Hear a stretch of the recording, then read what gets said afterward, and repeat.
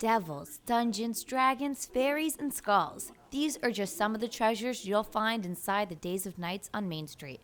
The shop has been open for 30 years, but has remained a mystery to many UD students. I heard it before, but I'm not exactly sure of what it is. I think it's like some Harry Potter type of deal.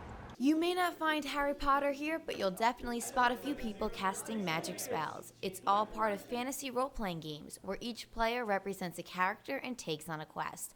Gamers gather at the Days of Nights regularly for some intense competition. There have been huge advancements to make video games more lifelike, but yet these live-action games have only seen a growth in popularity. In fact, by 2006, Dungeons & Dragons had made over $1 billion in sales and a reported following of 20 million players.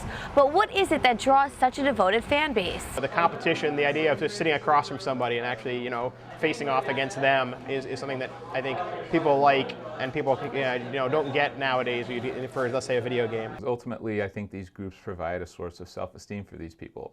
However, some theories suggest that players take the fantasy aspect too literally and use the game to distance themselves from real life. People feel a lot better escaping reality and kind of living in these fantasy worlds where they are something that they aren't in the real world.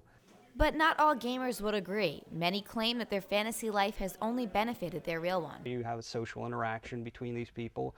It might be in the game, but it can easily expand outwards from that. Most people who game together become friends at the very least. It certainly does look like a social night. Players prepare for a tournament in Magic the Gathering, which was rated the #1 thinking game by Mensa. If you look around, you see people who are like, 12, or what looks like it, and people that are 30 and older.